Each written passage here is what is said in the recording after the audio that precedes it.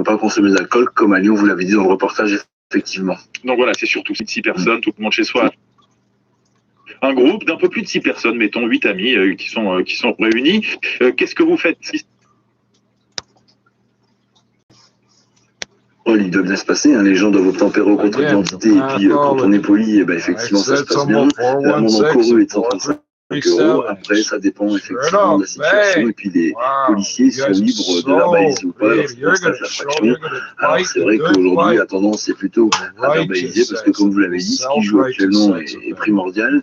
On espère que dans 8 à 10 jours, on pourra alléger les restrictions, mais si les personnes et les patriotes ne respectent pas les mesures, effectivement, on ne pourra pas avoir ce petit allègement qui fait qu'aujourd'hui, les Français supportent de moins en moins effectivement ces mesures, mais elles restent primordiales pour contenir l'épidémie. Et donc, vous avez plutôt eu des consignes de fermeté, plutôt verbalisées que faire de la pédagogie. Ce n'est plus du tout le temps à la pédagogie. Ça fait plusieurs mois qu'effectivement le couvre-feu est en application, alors depuis plusieurs semaines de 18h à 10h sur l'ensemble du territoire, et c'est vrai que la prévention a eu lieu énormément les premiers jours. Là effectivement les gens connaissent les règles, et c'est vrai que la tendance est plus à la verbalisation, parce que je vous dis, l'enjeu est de pouvoir aller dans quelques jours vers un allègement, mais pour l'instant effectivement il faut qu'on soit tous vigilants, même si c'est dur, hein. On constate que les gens ont de plus en plus de mal à l'appliquer, mais pour autant ils respectent globalement les mesures, et c'est ça aujourd'hui qu'il faut faire, juste à temps qu'on ait une ouverture qui nous permette effectivement d'avoir une petite lueur d'espoir. Pour revenir à la règle des 6 personnes, justement, pour le sport en extérieur, c'est pas évident. Il y a des sports collectifs qu'on voudrait pouvoir faire à plus, mais pour les adultes notamment, c'est impossible. On peut rappeler cette règle? Oui, tout à fait, hein. Les sports collectifs à l'extérieur sont interdits. Alors après, vous me direz, on peut être à maximum 6 à l'extérieur, donc la règle peut être appliquée de cette manière, mais il faut privilégier les sports individuels, hein, la course à pied ou les sites extérieurs où on peut faire du renforcement musculaire, mais en aucun cas, effectivement, pour l'instant, il est autorisé de faire des sports collectifs qui peuvent aussi contribuer à aggraver l'épidémie. Globalement, ces règles, vous, sur le terrain, vous trouvez qu'elles sont faciles à faire appliquer? Les contrôles se passent plutôt bien? Oui, globalement, les contrôles se passent plutôt bien. Les gens comprennent et d'ailleurs connaissent les règles, et connaissent aussi l'enjeu. Hein. L'enjeu, c'est pas de faire plaisir à la police ou à l'État. L'enjeu, c'est de permettre aux soignants et au personnel hospitalier qui est mobilisé depuis de nombreux mois de pouvoir faire face à l'afflux des patients en réanimation et en accueil au service d'urgence. Et donc, du coup, c'est la contribution que chacun doit y mettre pour penser à nos personnels soignants qui, eux, sont mobilisés, qui sont exténués après ces mois d'implication contre le virus. Mais malgré ce que vous nous dites, on comprend bien ce message de sagesse, en quelque sorte. Est-ce que vous ne vous dites pas parfois que vous avez un peu le mauvais rôle, le rôle de père fouettard, de devoir tempérer les ardeurs des Français, qui évidemment, avec les beaux jours, veulent profiter du soleil, d'une espèce de vent de liberté, après beaucoup de couvre-feu, de confinement, de contraintes. Vous aussi, on imagine que policières, vous avez envie aussi de profiter de tout ça. Parfois, vous vous dites pas un peu, on n'a pas le bon rôle? C'est toujours populaire, effectivement. Après, nous, l'idée, c'est que on puisse faire respecter la loi et les règles. Et puis là, c'est pour la bonne cause, c'est pour la santé de tous. Et puis, je pense que dans votre reportage, vous en parlez régulièrement. Il y a des gens qui sont encore dans des phases de Covid long, hein, qui l'ont contracté il y a plusieurs mois et qui ont toujours des séquelles. Donc, l'idée, c'est de protéger la population. On n'est pas uniquement sur des enjeux économiques ou pour nos restaurants, nos bars, et les établissements qui reçoivent du public, de pouvoir ouvrir aussi. Donc, il y a un gros enjeu collectif. Alors effectivement, c'est long, c'est compliqué, c'est même frustrant de ne pas pouvoir profiter du beau temps et de tout ce qu'on a l'habitude de faire en temps normal. Mais justement, si on reste mobilisé, on a l'espoir de pouvoir faire ça dans plusieurs semaines, si c'est possible. Mathieu. You're not good at this. You're leaving breadcrumbs all over the goddamn internet of yourself, and you won't fuck off. You're using a backdoor hack that's on the front page of every fucking news website in the fucking world, and you think you're like super stealth, the righteous pedophile avenger, apparently.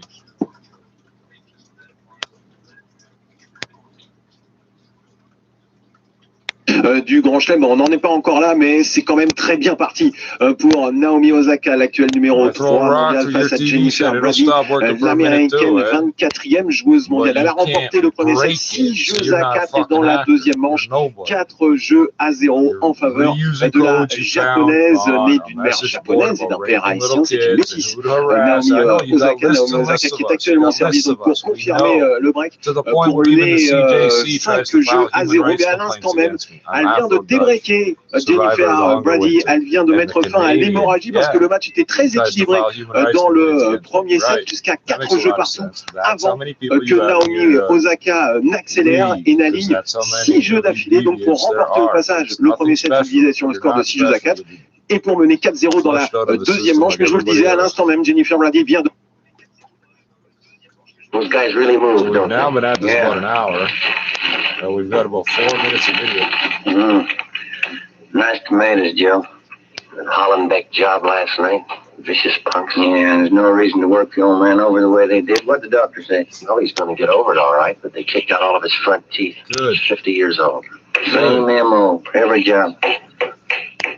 All the front teeth of every 50-year-old man? good Really? boy. Jesus. Now, We need a script idea that'll got a garner nice big sympathy for the victim. Bermuda, Oh, yeah. Make him a white guy who's old. He must have raped some kids. 19, 20-year-old stick-up artist. Knock a man's senses for Yeah, half a we know. dollar. That's what you Robbing, don't have slugging, some kicking their way special around the city. power Yeah. over There'll be one bunch I'll be glad to catch you up with. Here's your a weak, sick, fucking piece of shit. Not you have a sickness. Well, now, wait a minute. You're you going are to a peel that, sickness, aren't you? and we don't And know lose you half the exist. flavor? I don't know. I always peel them. See. You peel tomatoes. There now. Now mix the whole course you work do. together. Pops and teachers always telling me how to do stuff they You're can going to put never it in that done. pan on the stove there? Yes, sir.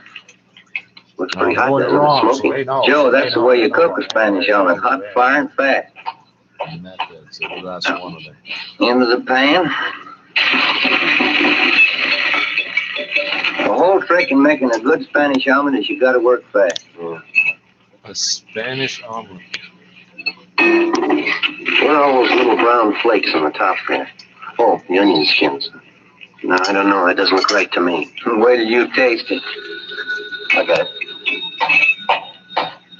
I don't know what drastic important work you think you're Righty interrupting. talking. Although I have for 3 days been trying to use Yeah, this he's here. GPS thing and just have not had 2 minutes to do it. Yeah, I'm going 9:30. to reach for it. Gonzalez, the powers are Dummy covering on that. dummies the Yeah, I'll dumpster. come. Just got the call. South Grand Kind and of Colonial DOS. told evidence fucking same It's advertising. DOS. All right, we'll get And right you on it. still Stand near the corner. Right. don't get the Bye. fucking in. You think the mouse doesn't see that big snap bar? They know exactly what it is. You're the same. Look at that, Joe. I just took it out of the pan. Yeah, Best Spanish omelet I ever made. it's too bad. We're not going to have time to eat it.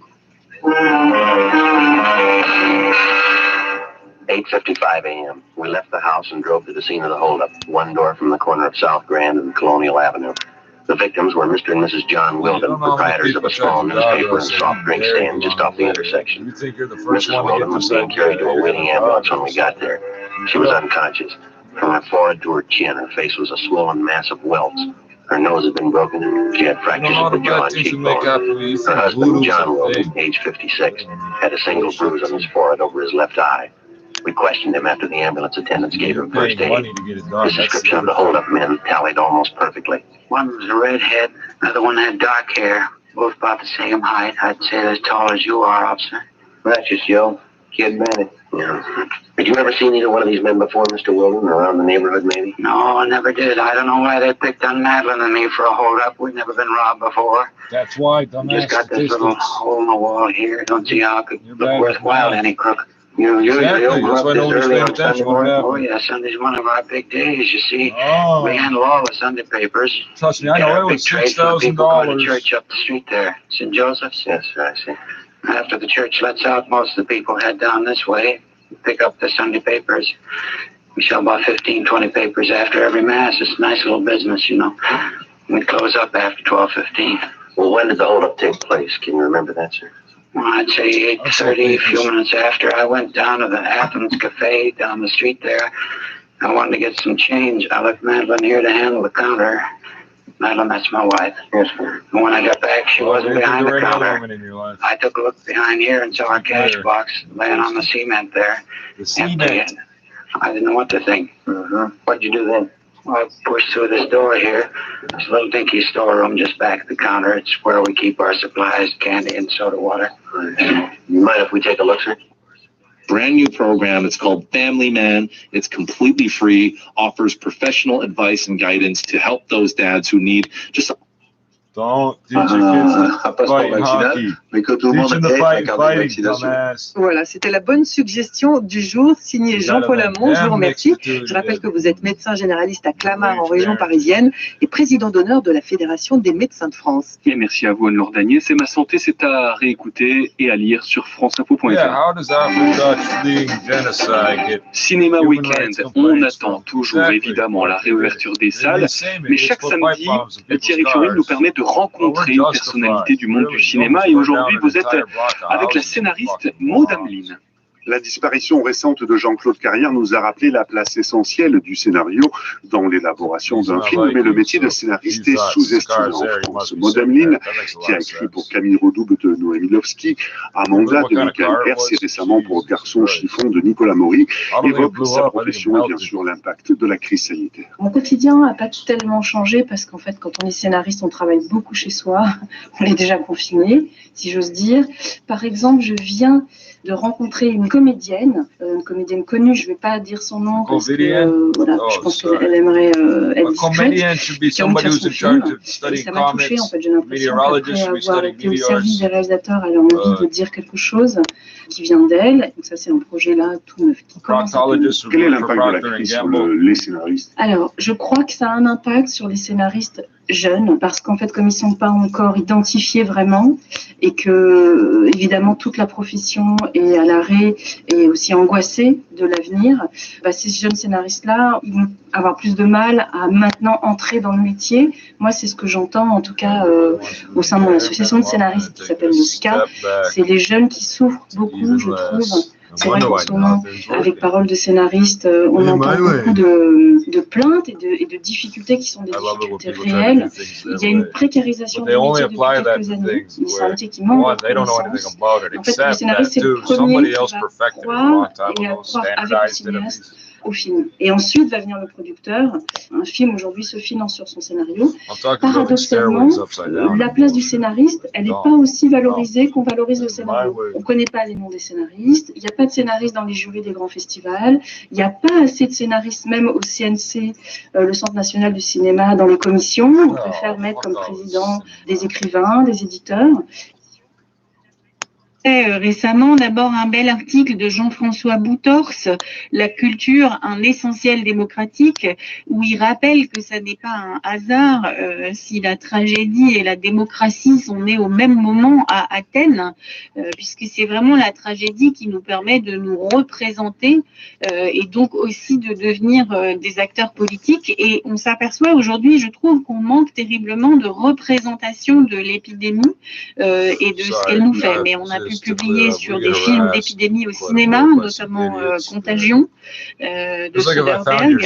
Et puis un petit article, je vous signale, un article de Patrick Baudet sur une belle exposition sur les ruines, une exposition de photos de Joseph Koudelka, qui était à la Bibliothèque nationale de France, mais qu'on peut découvrir en ligne. Également un petit article sur la cinéaste Alice Guy, intitulé « Comment a-t-on pu oublier Alice Guy ?»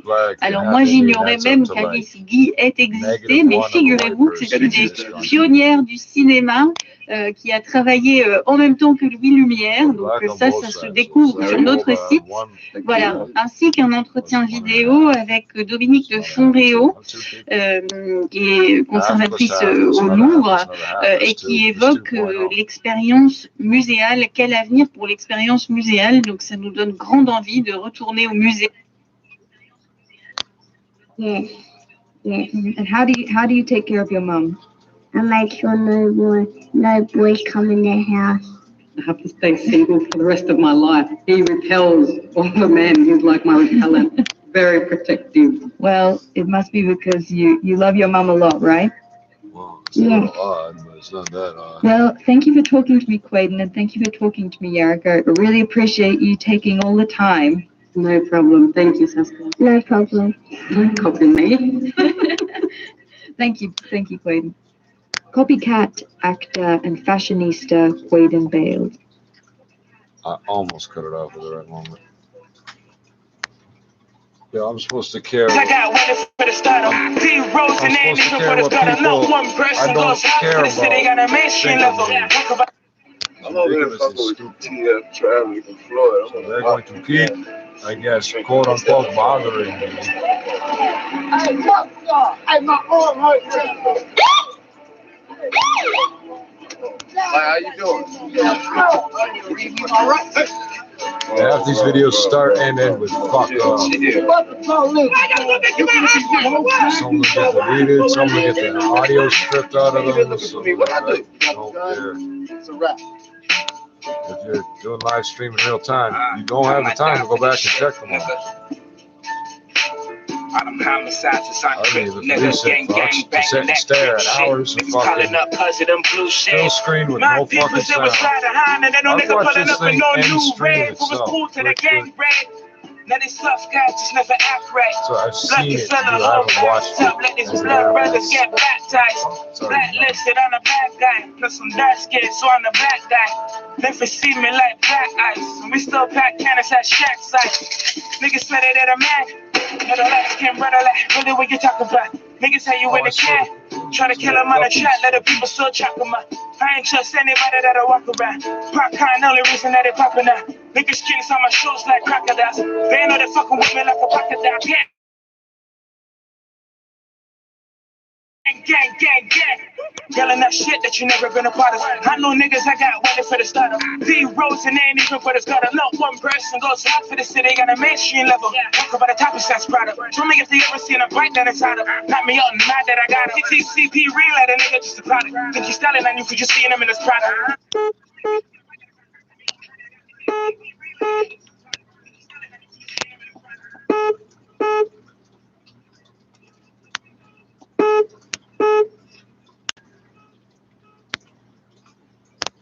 Bust from a nigga like a maga. Next door, I need a shot in a pocket. Tell Jay Prince I don't give a fuck, yo. Fighting for a rat with a cut, though. Squinting in around in a hustler. But they agree to keep it on the hush, though.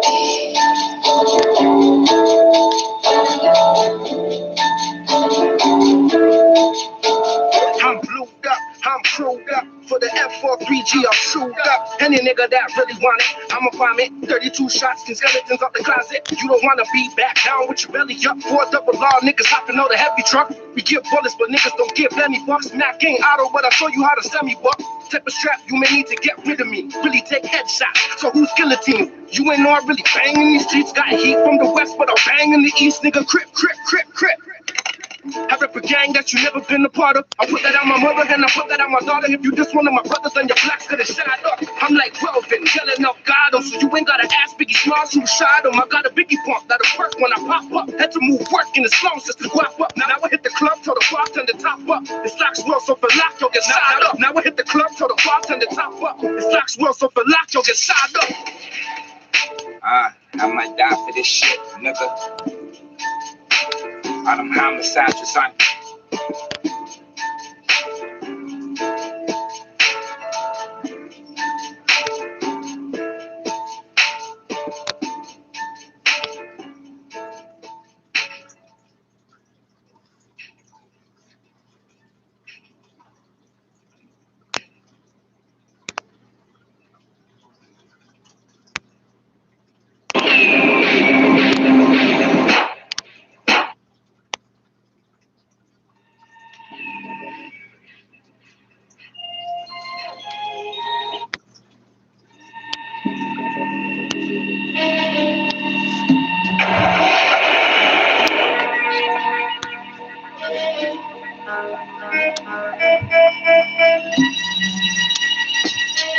What happened, miss? His car. It came out of nowhere. I couldn't get held away. Did you get the license? No. It happened so fast. Computeristic gangster, lady, tactic, analog, and bag of tectonic wheels, bionic automobiles.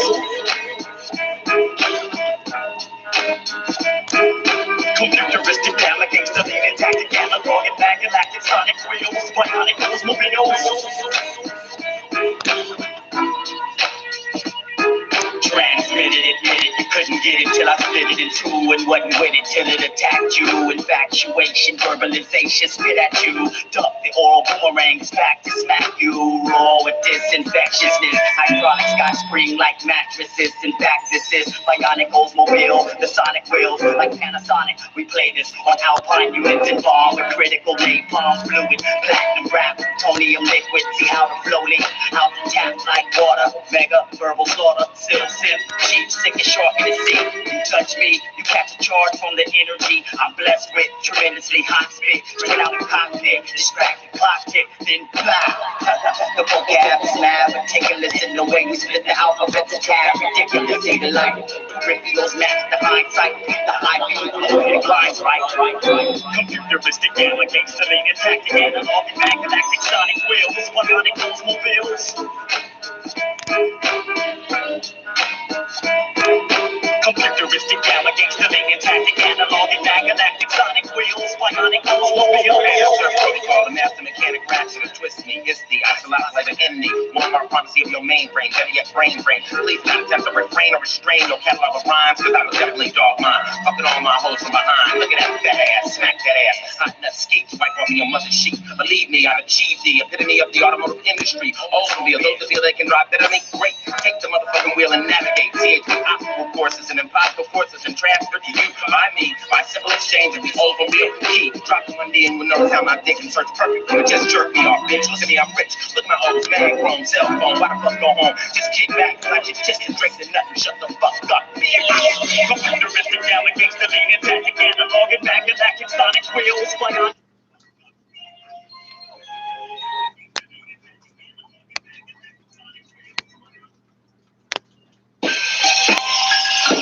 Yes, nigga. Word thing. What up, nigga? Be slim. We out here heat. Don't get close, nigga. We the creators, shooters behind me. FOGs the wide the these 990s. So don't sleep, no, nigga. We are what? Won't matter who it is, bound to get the job done. We the creators got the shooters behind me. FOGs the wide these 990s. So don't sleep, nigga. We are what? Don't matter who it is, bound to get the job done. On the same shit, with the same click, never gonna change, no nigga, only change hoes. And the cool, but only if it's fucking up. Play some aim and niggas above the button. Hard in the paint, no patch of fucking no. Repatch a clip, that to get our shit up. All the other option is a stick up. Never a 9 to 5, cause I ain't got no day job. From the slums, little homie, when we play hard. You don't wanna see the 30-30 when it sprays hard. The 22 for walk around 3/8 for the beat. The 40 to lick them down, the max for the DC. Heard niggas saying about they wanna make tracks with us. Before that, didn't even crack to us. Going hard in the booth, it's a tape. Going hard in the ground into your face, that's a makeover. 2-5 for a Q. The rest profit. Hustlers, I say won't sleep till I knock it. And don't push me, cause I ain't in the top yet. 12-year-old too, so I ain't scared if you got it. Y'all got it. Is it me you comparing to? I ain't finished my fair share yet, but I aired them just started. And I ain't talking about no jump shot, brush them off, go top. You know the code, heard my tracks. Didn't think I was capable. 4-5 pipe on my traceable. Didn't think I was capable. 4-5 pipe on my it isn't traceable. You niggas don't ride, I'm like a flat tire. Ain't a fire at your back, you on the backfire. Cause my gas is inside, there's a blow dry. Never true in your raps, with some damn lies. Great job, make them spit through the wire. And you don't surprise shit, you a buyer. I'm the king of gang rap, call me sire. That's hate, for privately you rate and admire. Tell the truth, your rubber grip tight, no pliers. I gotta take you out, call it quits or retire. The fourth room down, fifth flip them up. Bells don't leave shells, so I'm switching up. Be something like a bus driver, still picking up. Got your hands in your pocket, nigga, stick them out. All my projects, money's no objects. So we finger fuck max and we podcast. Slide in, slide out, got where we ride out. Down, go, I got round that you dumb town. You're standing up till I tell them sit down. Stomach on the ground, hands behind your back and your neck. When I'm digging in your pants, give me that in your grip. All for the rest. He said, the weed, leave the cash. What? I'ma do him dirty, mad max, do it. Niggas get clapped, bitches get smacked and get smacked. Face down when I'm breaking her back. Yo, we got metal like a rap, made a name in rap. I ain't setting it for trap. Yes, yo, I'ma need me a backpack. C-O-L-T, carved in my rack. Steel unstolen, stereo scratch on my actions. Stop the madness, I'm reeling up, get it gone.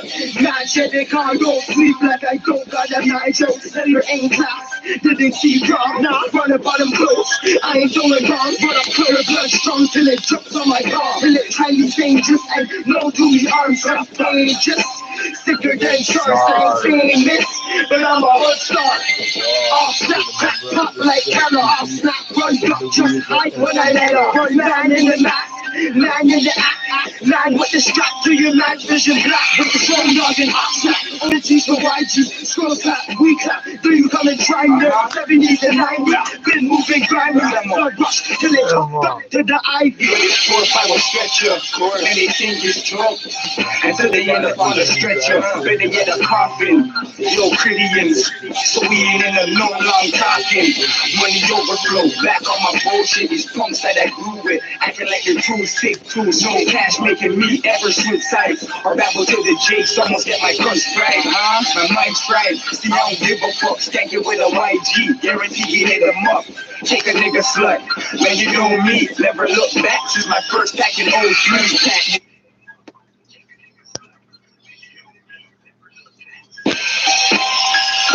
Yes, nigga. Word take it. Free Slim, we out here heat. Don't get close, nigga. We the Caribbeans, the shooters behind me. She's the white, the 70s and 90s. But don't sleep, no, nigga, we are what? No matter who it is, bound to get the job done. We the Caribbeans got the shooters behind me. She's the white, the 70s and 90s. But don't sleep, nigga, we are what? No matter who it is, bound to get the job done. On the same team, shooting with the same click. Never gonna change, no, nigga, only change shows. And the cool, but only if it's fucking up. Play some aiming niggas above the button. Hard in the paint, no patch of fucking up. Repatch a clip, that to get our shit up. All the other option is a stick up. Never a 9 to 5, cause I ain't got no day job. From the slums, little homie, when we play hard. You don't wanna see the 30-30 when it sprays hard. 20 people walk around 3/8 for the beat. The 40 to lick them down, the max for the DC. Heard niggas saying about they wanna make tracks with us. Before that, didn't even crack to us. Going hard in the booth, it's a tape going hard. And the ground into your face, that's a makeover. 2 and 5 for a Q. The rest profit. Hustlers mind say won't sleep till I knock it. And don't push me, cause I ain't in the top game. 12-year-old school, so I ain't scared if you got it. Y'all got it. Is it me you comparing to? I ain't finished my fair share yet, but I aired them just started. And I ain't talking about no jump shot. Brush them off, go top. You know the cold heroin tracks. Didn't think I was capable. 4-5 pipe on my hands. Traceable. Didn't think I was capable. 4-5 pipe on my hands. It isn't traceable. You make it go ride something like a flat tire. Hide in the fire at your back, it will be backfire. Cause my gas is inside, there's a blow dry. Never true in your raps, just some damn lies. Great job, make them spit through the wire. And you don't supply shit, you a buyer. I'm the king of gang rap, call me sire. That's me, but privately you rate and admire. Tell the truth, your rubber grip tight, no pliers. I gotta pick you out, call it quits or retire. The 4th room down, 5th lift them up. Barrels don't leave shells, so I'm switching up. Be something like a bus driver still picking up. Got your hands in your pocket, nigga, stick them out. On the projects, money's no objects. So we finger fuck max and we contact. Slide in, slide out, duck when we ride out. Down go, I got round that you dumb count. You're standing up till I tell them sit down. Stomach on the ground, hands behind your back and your neck. When I'm digging in your pants, leave me that in your grip. All for the rest. He said, take the weed, leave the cash. What? I'ma do him dirty, mad max, do it. Niggas get back, bitches get smacked and get smacked. Face down when I'm breaking her back. Yo, we got metal like a rap, made a name in rap. I ain't setting it for trap. Yo, I'ma need me a backpack. C-O-L-T, carved in my rack. Steel unstolen, stereo scratch on my actions. Stop the madness, I'm reeling up, get it gone. Mad said they can't go sleep like I don't got them night jokes. Never in class, didn't see calm. Now I run about them close. I ain't doing wrong, but I'm clear blood strong till it drops on my palm. And it's highly dangerous and no to me arms are contagious. Sicker than cars, I ain't saying this, but I'm a hot star. I'll snap, crack, pop like camera. I'll snap, run, duck, just hide when I let up. One man in the mask, man in the act, man with the strap to your man's vision black. With the phone dog and hot snap, on the teeth for YG. Scroll clap, we clap, do you come and try me? 70s and 90s, good moving grind. Blood rush till it back to the Ivy. 4-5 will stretch you. Anything is trouble. Until they end up on a stretcher. Better get a coffin. Yo, Christians. So we ain't in a no long talking. Money overflow. Back on my bullshit. These punks that I grew with. Acting like you're too sick, too. No cash making me ever switch sides. Or babble to the J. Someone's get my guns fried, huh? My mind's fried. See, I don't give a fuck. Skank it with a YG. Guarantee he hit them up. Take a nigga slut. Man, you know me, never look back since my first stack in 03. Pack nigga, plus I get busy with these OGs screaming Southside, outside all the police. Fucked up when I nipped 1.5 a B. Snakes and cop chops, now you owe me 10 G's. I want the Plow TO app, but I don't want to use the Google Play Store. I want to know where the snow, but then I thought it's a lot simpler than that. They should be able to just put it on a friggin' Google map or something. But barring that, the next best thing I can do is find out the weather.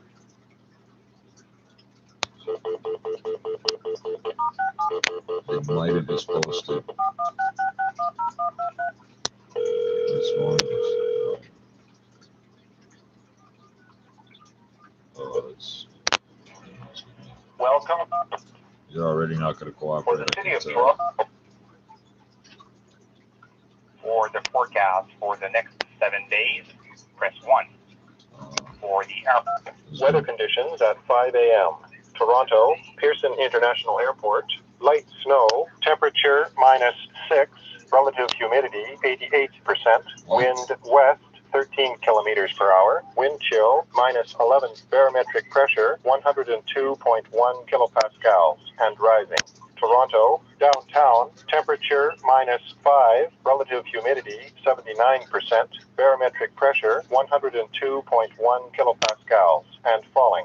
Toronto City Centre Airport, cloudy, temperature -5, relative humidity 80%, wind west 11 kilometers per hour, wind chill -9, barometric pressure 102.2 kilopascals.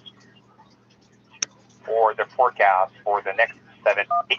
The Environment Canada forecast issued at 5 a.m. Saturday, February 20th for today and Sunday.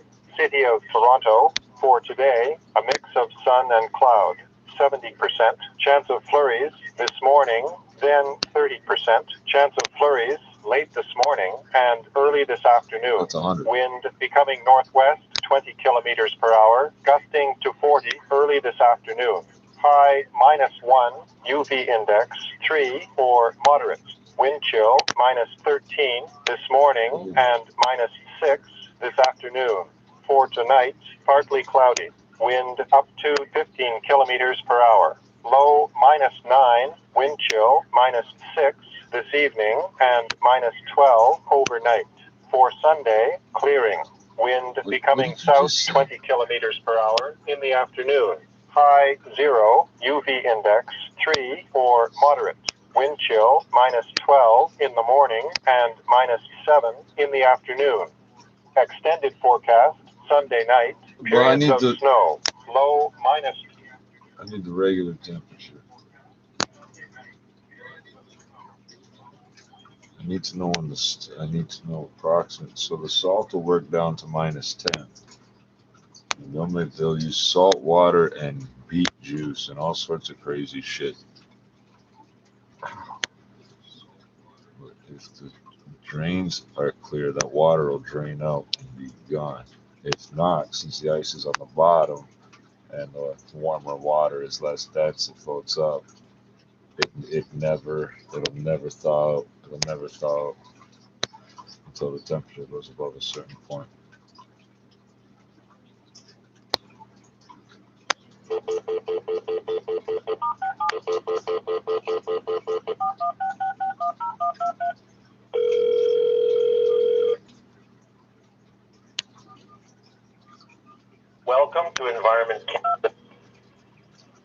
ville de Toronto. Give us the real. To give the Frenchies the real one. Pour la prévision publique pour les prévisions émises par Environnement Canada à 5 heures le samedi 20 février pour aujourd'hui et dimanche. Ville de Toronto, pour aujourd'hui, alternance de soleil et de nuages.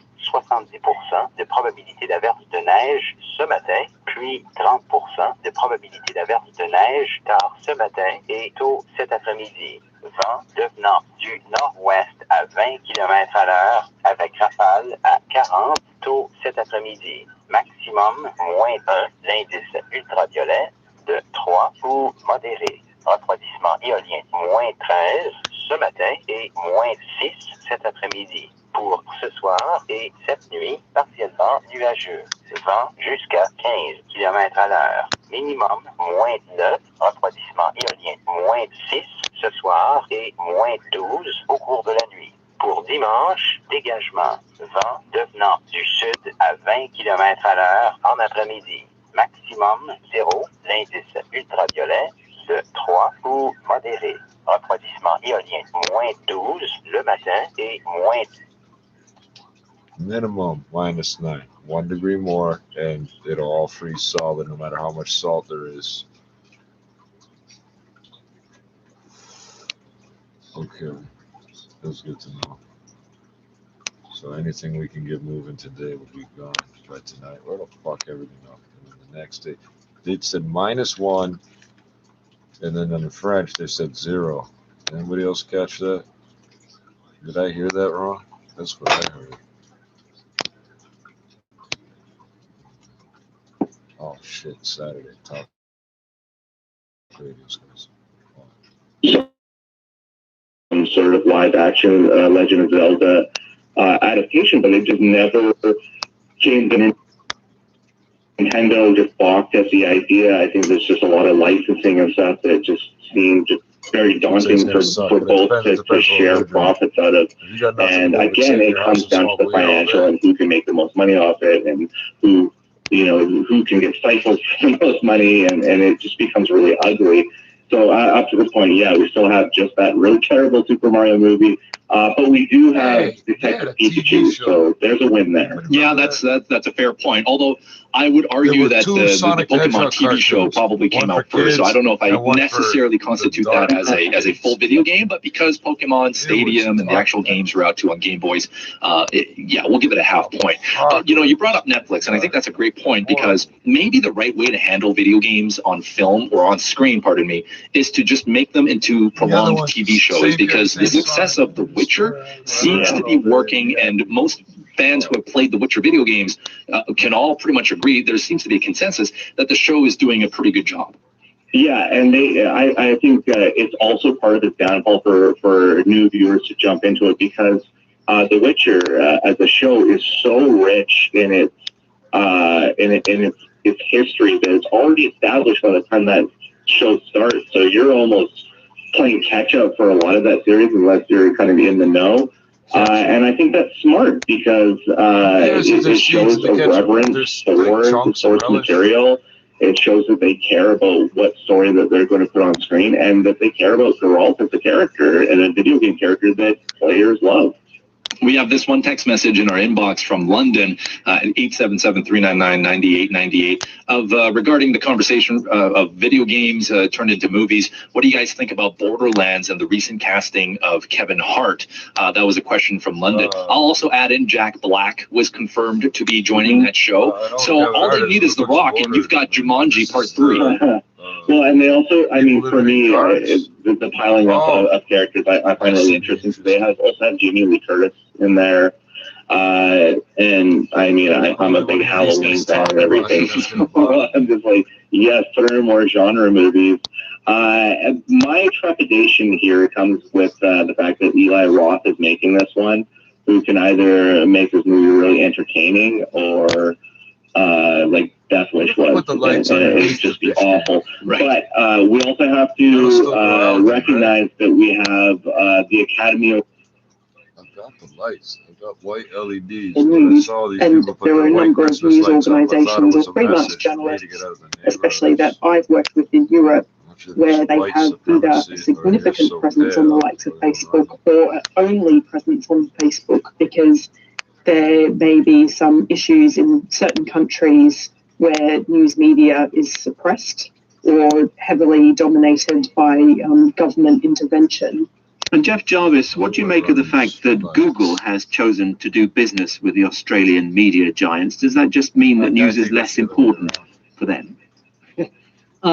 In a sense, yes. I mean, Google has decided to pay, but I think that neither the news tab on Facebook nor the showcase of news on Google is going to get much traffic.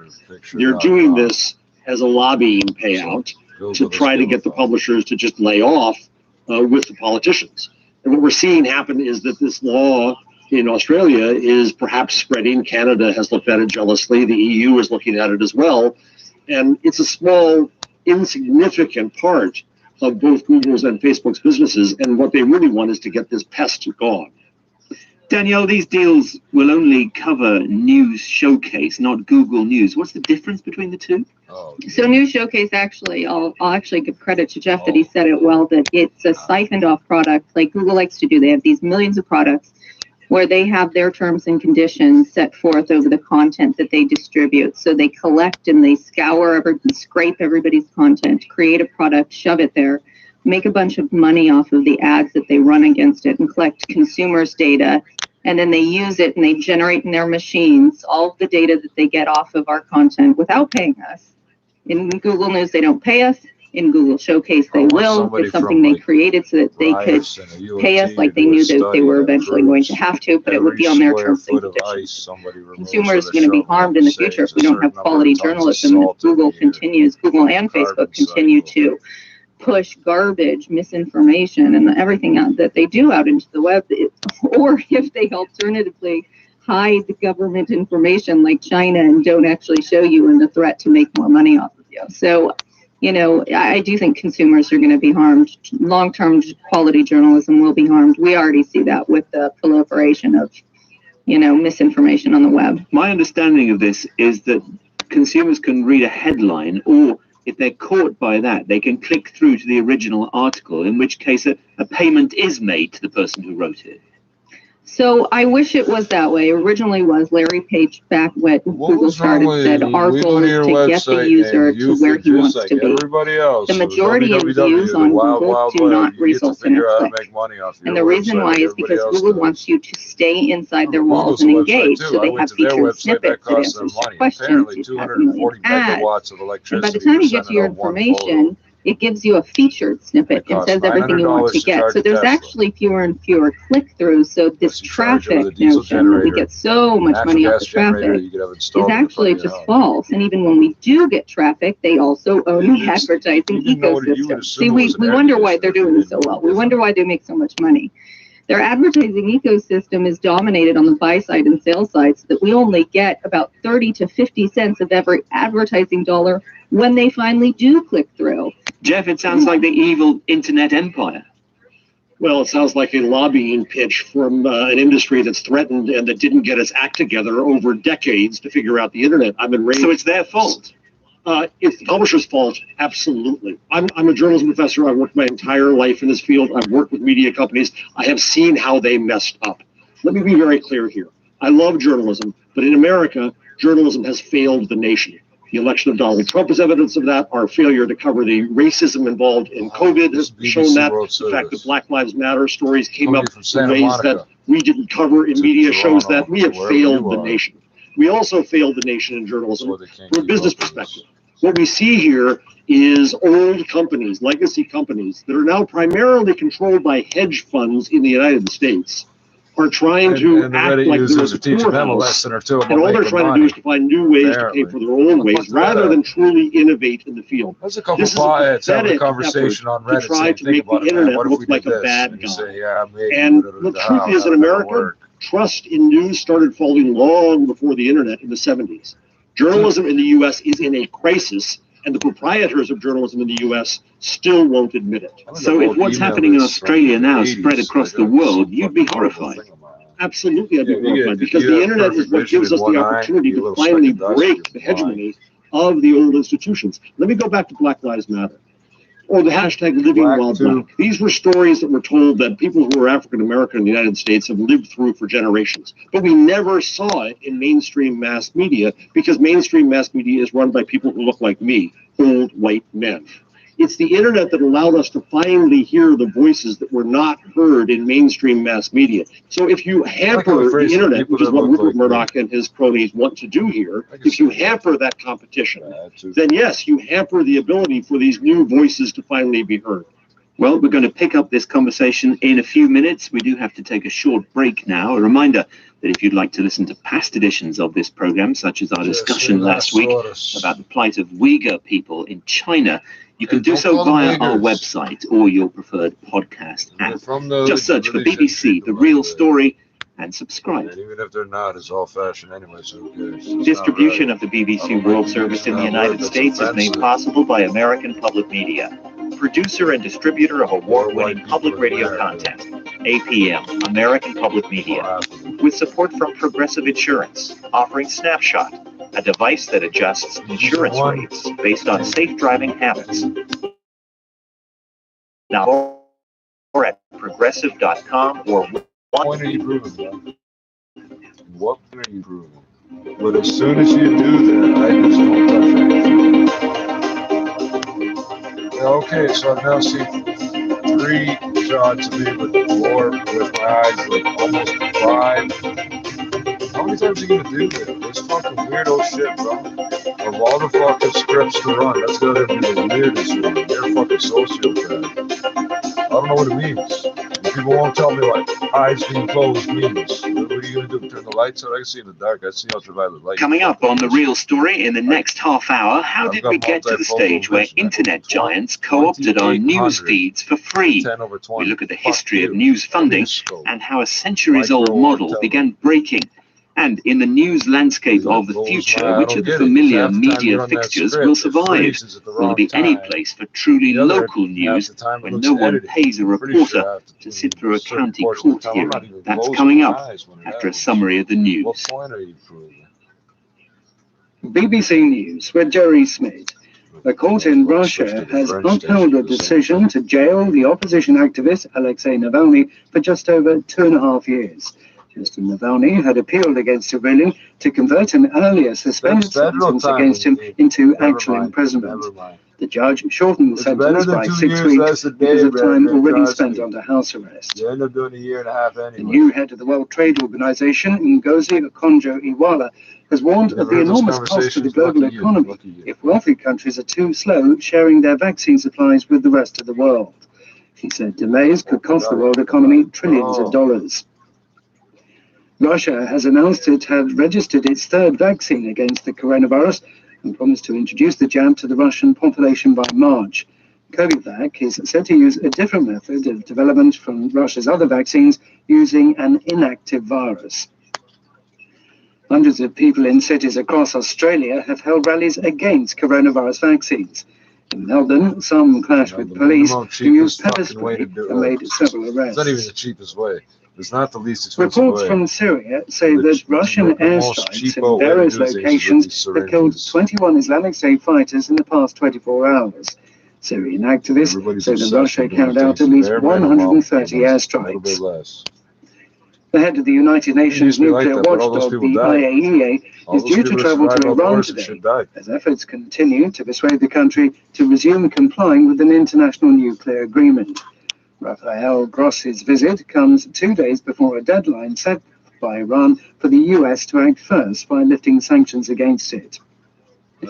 And in tennis, Naomi Osaka of Japan has won the women's final at the Australian Open in Melbourne, securing her 4th Grand Slam title. Issu du Grenelle contre les violences faites aux femmes, l'idée, c'est de lui donner de l'ampleur pour que ce numéro devienne un vrai service public. Nous avons décidé de nationaliser cette ligne et de faire en sorte que sur tout le territoire, toutes les femmes, à toutes les heures du jour et de la nuit, puissent avoir accès à cette ligne d'écoute et d'accompagnement. Et nous avons donc lancé un appel d'offres sur la base d'un marché économique, social et solidaire pour que les structures qui ont la capacité d'aider ces femmes puissent y répondre. Alors, quand Nous allons faire en sorte que d'ici le mois de juin, toutes les femmes, 7 jours sur 7, 24 heures sur 24, aient accès à cette ligne d'accompagnement et d'aide. Vous avez lancé également, enfin sous la responsabilité de la défenseur des droits, une plateforme anti-discrimination, le 3928. Ça fait une bonne semaine maintenant. Est-ce que vous pouvez nous donner un premier bilan? Est-ce que vous pouvez nous dire effectivement, si les citoyens et les citoyennes ont usé de ce numéro de téléphone? Absolument. Ah, ça, je peux vous le dire. Lors du lancement, le vendredi du lancement de cette plateforme, je suis allée chez le défenseur des droits qui porte cette plateforme. À 15 heures, ils avaient reçu 150 appels. Alors qu'en temps normal, ils reçoivent une dizaine d'appels par jour. Ça prouve l'importance. 150, c'est la moyenne depuis, c'est à peu près 100. C'est la moyenne depuis entre 110 et 150 appels. Ce qui prouve la nécessité de ce service public, ce qui prouve que les gens se sentaient bien seuls avec leur discrimination, avec les violences qu'ils pouvaient subir. Je veux vous rappeler qu'il y a 25 critères de discrimination légale aujourd'hui qui sont prohibés. Si vous vous sentez seul parce que vous n'osez pas déposer plainte, parce que vous considérez que personne ne va s'occuper de vous, parce que vous n'avez pas les moyens de prouver, au moins aujourd'hui, vous avez une ligne d'écoute avec des personnes formées, des personnes qui connaissent le droit et qui peuvent vous diriger vers les services de l'État. Ça peut être intimidant, effectivement, de rentrer dans un commissariat, déposer plainte. D'ailleurs, et ce n'est pas seulement le fait d'être intimidé, c'est aussi le fait d'impunité. Parce que beaucoup de gens pensent aujourd'hui que lorsque vous êtes discriminé, eh bien, on s'habitue au fait que ce ne soit plus traité, et cette plateforme est là pour dire que ça peut être traité et que la justice est là pour accompagner. Elisabeth Moreno, la ministre chargée de l'égalité entre les femmes et les hommes, au micro France Info de Jules Dequisse et de Jean-Jérôme Bertolus.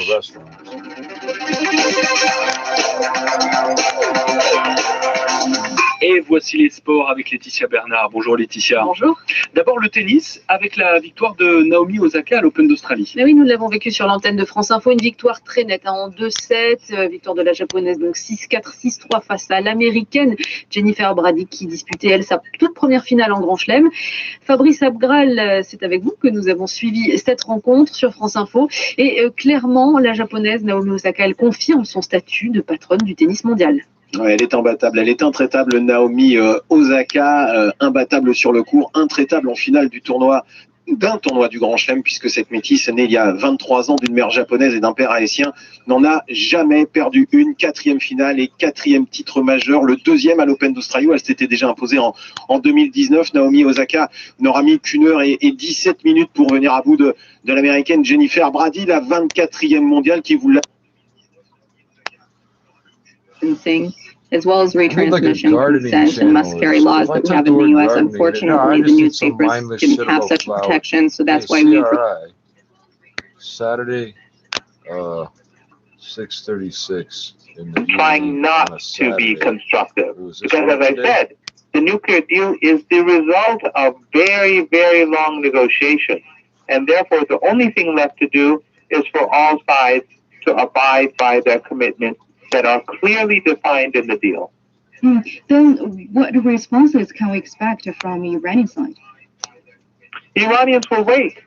The Iranians will wait and see if the Americans are serious. If the Americans are serious, they will act. Words are useless. We have very bad experiences with Americans. They talk and they don't act. They talk and they want concessions. They talk and they want new things from the other side. That's not acceptable anymore. For Iran, the Americans have used maximum pressure. They have killed Iranians. They have stolen Iranian assets. They've caused Iranians to die because of the sanctions. The Iranians are not going to appease the United States. They didn't appease Trump, and they're not going to appease Biden. The Iranians have already negotiated a nuclear deal. The Americans agreed to it. Biden was the vice president when the Americans agreed to it. Biden, during the presidential campaign, said he wants to go back to the nuclear deal, and the Iranians were saying, fine, go back to the deal, implement the deal, and we will implement the deal. If the Americans implement the deal in full, Iran will immediately implement the deal in full. But the Iranians are no longer going to be fooled by the Americans and to start negotiations over what has already been negotiated. The Americans have many problems at home. They have crisis after crisis, whether it's racial, whether it's economic, whether it's COVID, whether it's class divide, the class divide. they have more problems than they had before, and therefore they have very little leverage compared to the past over Iran. So the smart thing for the Americans to do would be to simply implement the deal, stop talking, and start acting. Okay, thank you, Professor Morandi. That's Professor Saeed Mohammed Morandi from North American Studies at the University of Tehran. After the break, we'll take a look at the consequences of the huge physical and monetary expansion from major countries like the United States in response to the COVID-19 pandemic. You're listening to Break Today. Stay tuned. For breaking news and stories that matter to you, find us on Twitter by searching for China Plus News, where we'll share with you our up-to-the-minute news, in-depth analysis, and live streaming videos. Visit China Plus News for your window on China and the world. You are listening to Break Today. Current forecast by many banks, central banks, and other institutions suggest inflation will not be a problem in the foreseeable future. The International Monetary Fund, for example, expects global inflation to remain low until the end of 2025. But some economists say today's economic conditions are unprecedented in the past 50 years. So the current forecasts are no guarantee that inflation will actually remain low. So what will be the consequences of the huge physical and monetary expansion in response to the COVID-19 pandemic? And would it pose an even greater inflation risk? To dig deeper on this, our Zhao Yang. That was Detective Chinatown 3. And I think for a lot of families, that was the situation, because over the past couple of days, I have noticed that because the traffic going to the Wanda Plaza, just close to our workplace, has increased to such an extent that there have been traffic jams over those 7 days. So you could imagine how many people are just trying to get out of the house. Like, you know, we need to do something. And the movies are normally a pretty popular choice. And yeah, it's this Chinese Spring Festival. This is a special time in the box office. There tends to be a lot of, I guess, Chinese spring. I wouldn't say they're a Spring Festival related. Your festival over yet? Damn it! You take as long as you want, but. Great as we're doing with all of our audience numbers surging, especially because of the pandemic, and everybody wants local information about schools, closings, vaccines, which unfortunately they can't get in Australia right now. But if they're able to get reimbursement through legislation, which is needed for local news coverage, which is so important to our communities, I'm not sure why we'd be against it, because if not, you're going to see the consolidation that you see with these hedge funds. If we don't get some compensation that we don't get because we don't have copyright protection, we have these dominant monopolies. The internet has been amazing for us. These two companies have not. What do you think, Jeff, of hedge funds governing journalism? Hedge funds do what hedge funds do. I was an advisor to Digital First, which was controlled by Alden Global, and we knew what they do. We were trying to strip down and sell, don't they? Exactly. They take out the assets, they sell the presses, they sell the newsrooms, which again is not necessarily a bad thing at all. Concentrate on the journalism, but then they also suck out the cash. And the problem here is this: with every newspaper company, major newspaper company in the U.S. controlled by Star's in a unique spot. Breakfast cereal shot from gun. Toronto Star sold their building and then it's going to come from these news sprouts. And I'm going to disagree with Danielle. They're not going to be protected by this kind of legislation, because the legislation comes at the behest of the big companies like Murdoch and her large members. What about mega-rich individuals, Catherine? Like Amazon owner Jeff Bezos, he owns the Washington Post. Is that sort of underwriting by the super wealthy the way of the future? I wouldn't want it to be the future, because I'm a big believer that media plurality and diversity is really fundamental to democracy. And traditional news organizations and big organizations that are supported by very wealthy people obviously have their place. But I think I would like to see more of a focus on how we raise awareness of and how we support the startups and the independent players. And, you know, as Jeff was saying, if that's where he thinks that innovation is coming from, in one sense, yes, that's the case because a lot of new organizations have got really different ideas and great ways of engaging with audiences and communities. But what we're missing is the infrastructure and the financial support mechanisms to actually really help them thrive. What do you think, Danielle, of non-profit reporting institutions like ProPublica in the US replacing those traditional news outlets? We're very supportive of alternative business models, you know, whatever we can do to help support quality journalism. Unfortunately, if you look at the numbers, what the philanthropic spending has shown there, for example, was $1.8 billion that was spent in foundation spend for nonprofits and so forth. And we have plenty here that have been successful in using that model. However, what you show across the board is that over that same period of time, 30 million was needed to invest in newsrooms, or at least that's what went into newsrooms over that same period of time, where 1.8 billion was spent. So that's a 94% shortfall of what we need. So while I think it's a complementary. So we're out of here because viral on Twitter. Apparently, it's a Russian hockey training academy of some sort, or some kind of training program. And in the video, there are multiple children. Like I said, I'm assuming they're around 6 or 7 years of age. They are pretty small kids. They're wearing some hockey gear, not all of it. And they're in a room and they're taking turns punching each other in the mask. Why? And the Russian voice that you're hearing of the man, the instructor or coach, whatever it is, he's critiquing their punching skills and how they're positioning themselves to take and absorb the punch, or how to punch properly with a bit more force. It is vile, it's disgusting, it's wrong because of these kids and their age. So every time you hear like a little smacking sound, that's the sound of one of these kids getting hit in the face from the player across from him. So take a listen again. Than it is now to get off the kind of crack of the attention-based advertising business model that we have, and to try to build value for the public in new and more efficient ways. It's going to be a long haul. This is not a short-term fix. This is about a reinvention of the field. So look, despite all we're discussing, most people in developed democracies will continue to have access to some form of reliable national, probably international news. Let's look at where the real crisis lies, the shutting of local news, because it's thought that in the 15 years up to 2019, around a quarter of US newspapers shut up shop, and roughly half of the newspaper jobs across the country just disappeared.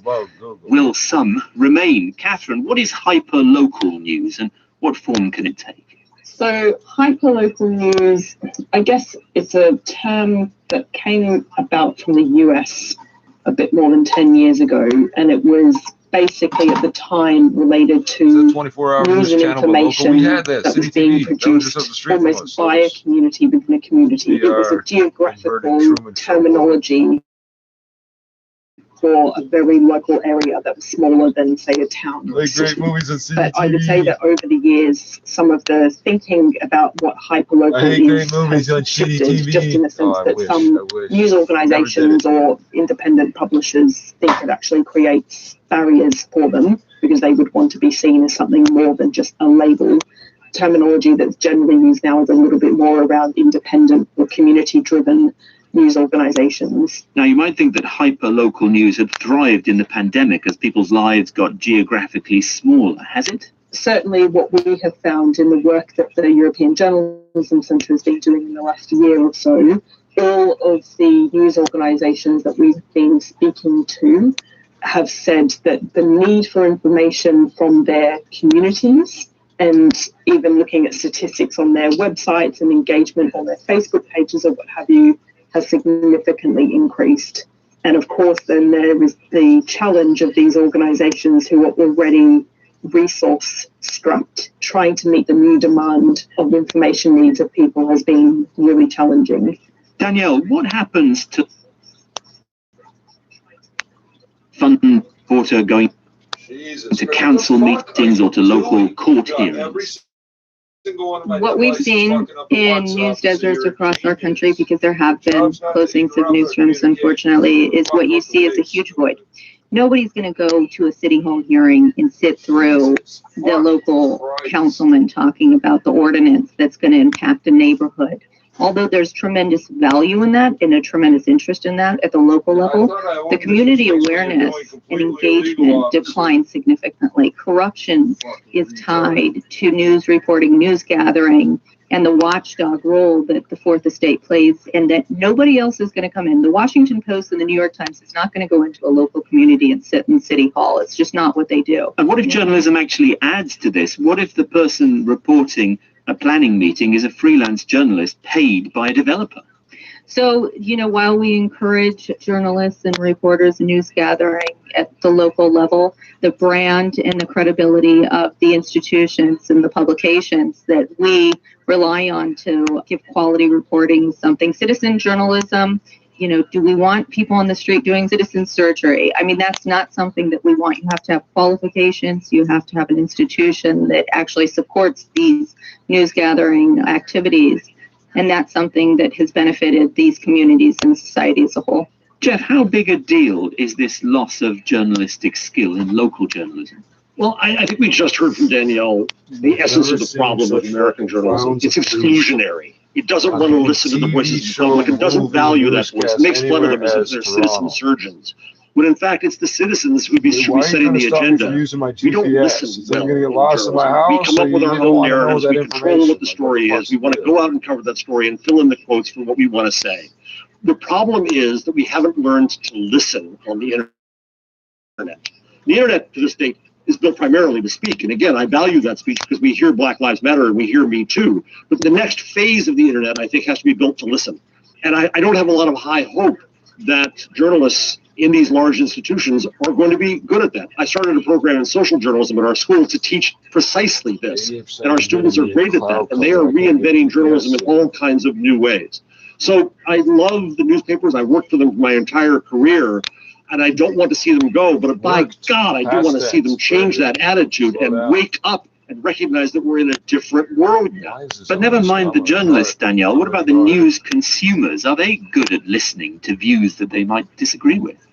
Oh, the confirmation bias is an absolute problem proliferated by the platforms because they just want clickbait. But when you have these amazing newsrooms, and I have to disagree, I think they're doing amazing things. Minneapolis Star-Tribune is a great example, right? They serve their community. They have an unbelievable base of loyal readership that they serve on a daily basis. Nobody's going to replace them. No citizen is going to replace them. No national entity. Facebook certainly is not going to replace Minneapolis Star-Tribune and what they do for their community. I feel very proud of what our newsrooms are doing across America. Catherine Giles, maybe you've got an example of small local operations in Europe that are doing well. Yeah, so I would say that one example based in Denmark, it's an organization called Concentrat that has been around since 2017 with employs around 5 staff and about 5 freelancers. It's a really interesting business model in a sense that Concentrat works directly with schools, so has a relationship with schools and educational publication materials in order to help young people think critically about important and newsworthy topics. So they don't go into schools and teach about media literacy, but they actually partner with schools. So their main business model and income is around selling subscription packages to schools and regional education authorities across Denmark. I think the way that we've seen them develop some of their ideas and even the way that they were able to pivot their organization around schools obviously closing in Denmark because of the pandemic has been a really interesting thing to see. And I think even though that's on such a small scale, what the wider industry can learn from some of these smaller organizations, I think we replicate what others are doing as well, I think is something that is a big priority. Jeff, what do you think of local philanthropists funding, say, an energy reporter or an immigration specialist? There's a few different things going on here. There's Report for America, which is doing a good job of trying to put journalists into newsrooms and to flesh them out with young journalists, and I like that. But I've seen the Knight Foundation, which is the primary philanthropic funder of journalism in the U.S., has been trying for years to get local, well-to-do individuals and community foundations to recognize the importance of local news and to fund it. And it's an uphill battle. These local funders tend to have their own priorities already, and it's spotty. I was a major proponent of hyperlocal. I wrote a book basically that saw that as the beginning of the new foundation for news, and then I confessed not long after that I was wrong, because it's hard to get a journalist to work that hard and to do the business and to end up sustaining themselves on ramen noodles. This is not an easy thing to do, to build this. And to then, on top of that, to have to go and curry favor with philanthropists, it makes it a very hard job. So what will replace local news? I don't think it will replace the local newsroom per se. Indeed, a lot of the companies in Danielle's organization are closing their physical newsrooms, and I think that may be a good idea to get people out into the community more. I think we're going to see a mess for a while of experimentation. That's not a bad thing. We see organizations like Spaceship Media that's doing dialogue-driven journalism in California that's brilliant. Outlier Media in Detroit, answering people's questions over text. City Bureau in Chicago is training these, citizen surgeons to indeed go and cover the meetings that aren't being covered. There are a lot of really good local experiments, and Danielle's right too. There are good, innovative moments at the large newspapers. So I think what we're going to see is a period of experimentation, experiment time, and it may take decades, even generations, before we recognize what the new journalism will be. Because the harsh truth, Danielle, for local titles is that the generation that turned to their newspaper locally for sales and exchange ads, for birth and deaths announcements, is dying out. Yeah, so actually I think it's the institutions that need to have evolved. You're always going to need reporters in newsrooms and those who collect and disseminate information in a responsible way and having the standards and codes of conduct in those newsrooms, all of those things that come with these organizations, but they need to adjust, and they've been doing that over time. I've been really impressed with, for example, the Arkansas Democrat. They know that their readers, they're used to a certain format, so they took their publication and they made it electronic. And then they gave all of their subscribers iPads, and they transitioned this older generation who relies on their content, pays a ton for a subscription to displace what they're not getting over digital.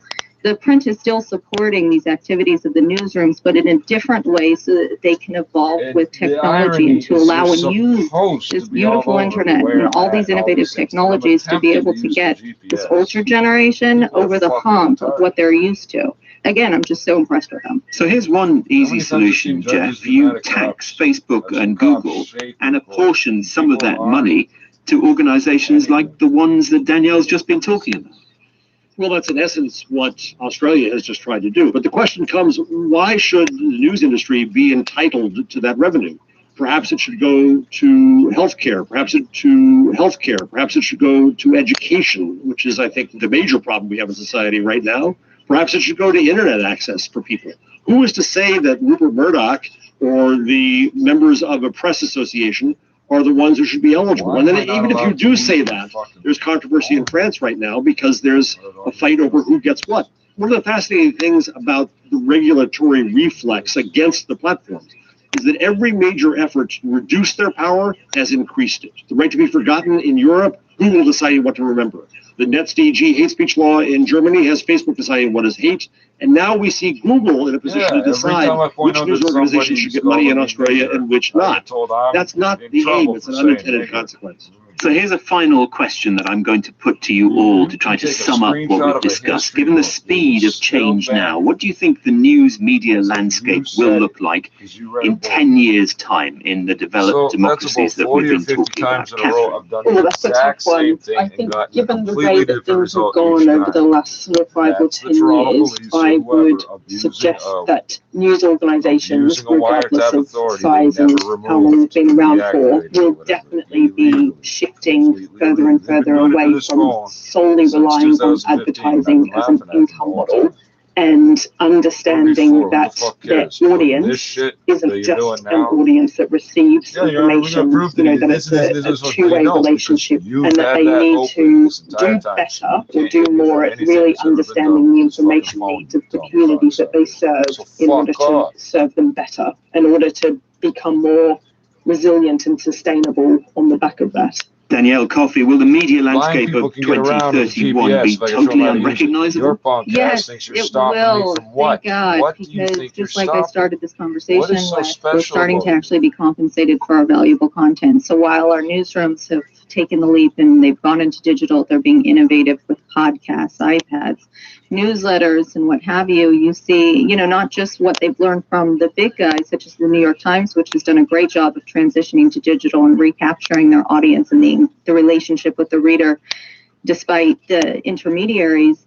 We've recaptured our audience, re-engaged with our readership, which is really what it's about. It's the relationship with our readers that we have to maintain. To be able to have a return on the investment that we make in newsrooms is going to allow that transition to take place. And what do you think, Jeff, finally we'll be seeing? I think we'll finally be realizing that we're not in the content business. We are not an industry that produces widgets called content. Journalism is a service. It has to change how it relates to the public in fundamental ways. It has to listen to the public so that the public sets our agenda, what work we do. The public conversation is what matters. I changed my definition of journalism that I work under to convene communities into respectful, informed, and productive conversation. And I hope we start learning that lesson. Well, that's it for this week on The Real Story. Many thanks to my guests, Danielle Coffey, Catherine Giles, and Jeff Jarvis for this week. From me, Paul Henley, and from the team, that is The Real Story. Thank you for your company. Do join us again next time. I just love wasting the doctor's time. You're listening to News 24.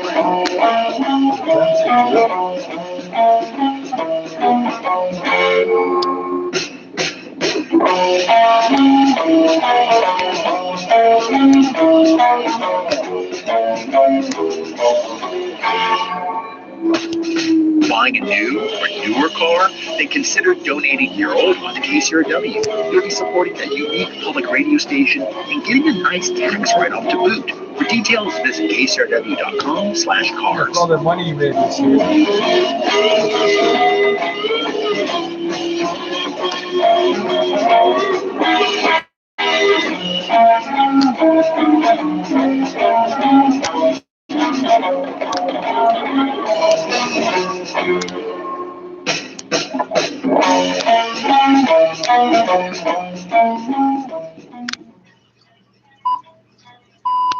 BBC World Service, it's 11 o'clock GMT. This is Oliver Conway with the newsroom. A court in Russia upholds the jail sentence against opposition leader Alexei Navalny. His lawyers say they will appeal. Today's verdict was expected for us. We consider it unlawful. Nothing has changed. Mr. Navalny could be sent to a prison camp today. We'll hear from Moscow. The boss of the UN nuclear watchdog visits Iran amid threats to restrict inspectors. What are the chances of a deal with the US? Also on the news. Do I want to stay in an uncomfortable position in my car in the warm, or do I want to go into a cold home and lay in a comfortable bed? Freezing weather in Texas. And later, I grabbed the lid of the toilet seat and I lifted up.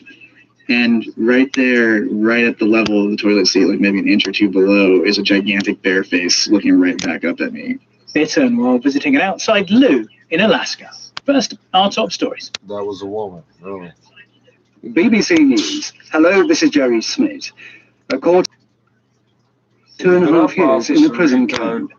Mr. Navalny had appealed against a ruling to convert an earlier suspended sentence into actual imprisonment. The judge shortened his term by 6 weeks because of time already spent under house arrest. Sarah Rainsford reports from Moscow. Alexei Navalny made a passionate final speech addressing the nation as much as the courts. He insisted that he'd never violated terms of his prison by failing to check in with the prison authorities. He'd been in a coma after a poisoning he blamed once again on Russia's security services. And then he was recovering abroad. I don't want to brag, Mr. Navalny said, but the whole world knew where I was. From his glass cage, Vladimir Putin's business critic quoted the Bible, Harry Potter, and an American cartoon in his defense, painting the case against him as an absurd fabrication concocted because of his opposition politics. What's the message, Officer? The new poorer nations immediately were given drugs through the COVAX global vaccine program now, rather than having to wait until richer countries decided they were ready to share their excess. What we need to make sure is that having keep dumping on my road. That's the best way to hide yourself on the internet. Not is to dump as many packets a day on other people's shit as possible. Bidding away the scarce supplies of vaccines from poorer countries or from the COVAX facility, so that we can have a more equitable distribution. She quoted an estimate that further delays could cost the world economy $9 trillion. The head of the United Nations nuclear watchdog, the IAEA, is due to travel to Iran today as efforts continue to persuade the country to rejoin an international nuclear agreement. Rafael Grossi's visit comes 2 days before a deadline sent by Iran for the lifting of U.S. sanctions. Here's our Middle East editor, Jeremy Bowen. Sunday's ultimatum isn't the only obstacle to reviving the deal. The agreement has been on life support since Donald Trump pulled the U.S. out in 2018 and imposed swinging economic sanctions. President Biden wants to get back in. As a first step, the Americans are joining EU talks with Iran. Iran retaliated to Donald Trump's so-called maximum pressure by restarting banned nuclear activities that could reduce the time it would take to make a bomb. If the deal isn't revived, dangerous crises lie ahead. News from the BBC. There have been more demonstrations in Myanmar against this month's military coup. In the second city, Mandalay, police fired rubber bullets at shipyard workers who are on strike. There were large rallies in Yangon where people mourned the death of a young woman shot in the head last week as police dispersed a crowd in the capital Naypyidaw. Senior military commanders of India and China are holding talks to de-escalate tensions along their disputed border, the day after the two armies completed withdrawing from one of the contentious areas in the Ladakh region. The 10th round of talks, being held on the Chinese side in Ladakh, aims at further disengagement from 3 other border points. Selectively choosing which script to run. A Japanese Air Force officer has been killed in a plane crash in the United States, along with the US pilot who was instructing him. The Japanese